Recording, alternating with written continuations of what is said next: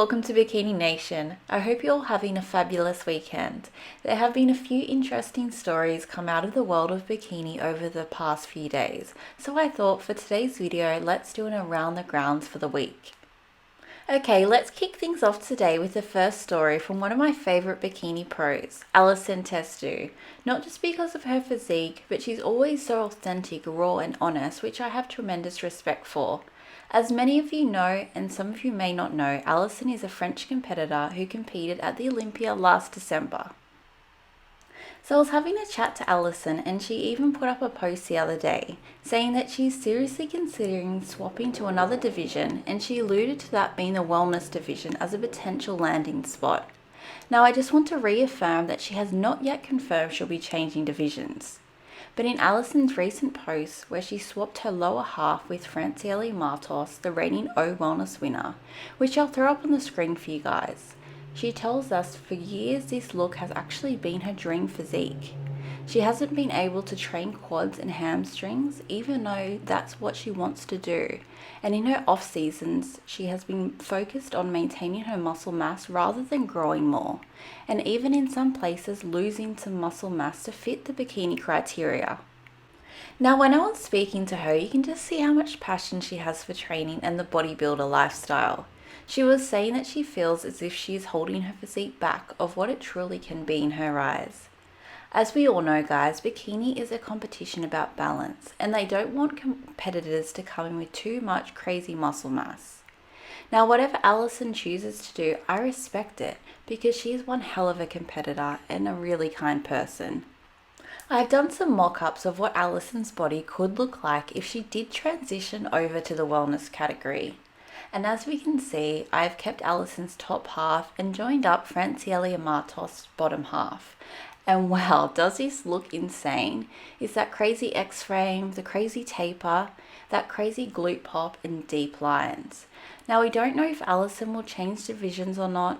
I imagine as a competitor, it would be very hard to conform to what the judges say your perfect body should be compared to what you actually believe is your perfect physique.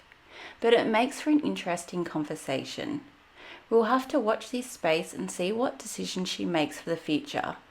You will also have to ask the question, can Alison's lower body get the density, size, lines to compete with the top pros in the world of wellness? I don't think any of us, including Alison, really knows, but I would love to see what her mind and body are capable of when she has nothing holding her back. As we know, the Arnold Classic is fast approaching, and we'll again get to see some of the best talent in the world go head-to-head on stage, where only one will walk away with the coveted title. Personally, I'm counting down the days. You probably know the Arnold is an invitational-only event, where only 10 competitors were selected. In the initial list, India Paulino was one of the lucky ones who was selected. However, 4 days ago, India put up an Instagram post announcing she has withdrawn from the show. So India essentially said that due to the judges' feedback from the Olympia, she will require more time than she would have in the Arnold prep to make these changes. This is a big blow, as India is an OG competitor who has won the Arnold Classic Bikini title 3 times in the past, and has a lot of fans who have loved to see her hit the stage again.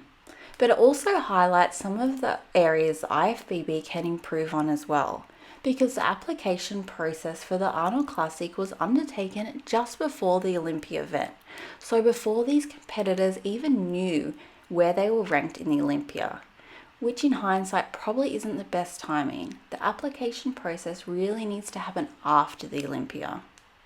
Now, because India is no longer on the list, there was a vacancy, and there was a big question of who will be selected to take her spot. Lots of speculation of who this would be, but ultimately the Arnold Classic went with Alessia Fatchen. Alessia has been at all these big shows before, so she's no rookie. So a big congrats to Alessia for getting this invite. I bet she's over the moon to get the opportunity to prove herself against some of the biggest names, especially after not placing as well as she has before at the Olympia last year. We also know there is a very small window between the Olympia and the Arnold this year, so kudos to Alessia for accepting this challenge on such short notice. With this being said, I'd be lying if I didn't say I was crossing my fingers and toes that Amy Delgado would also get picked, and I was a bit disappointed when she wasn't, especially after coming in 6th at her first ever Olympia in December. I even had a few of you message me why wasn't Amy picked for the Arnold. So I actually asked Amy this question and was having a chat to her about this during the week, and she told me she actually did apply, but there was a bit of a mix-up during the application process because she had changed her name just before the Olympia as she recently got married, and the new name wasn't recognised. So long story short, it was a bit of an unfortunate bungle up, but the good news is it's all cleared up now. Whether or not this impacted her getting into the lineup, I don't know. I don't think we or even Amy will ever know. Probably only the selectors for the Arnold Classic would know this. But this girl has the world at her feet, and I have no doubt she'll be making an even bigger splash in 2023. I truly believe she'll take out one of the big shows this year, and I know she'll come back even stronger.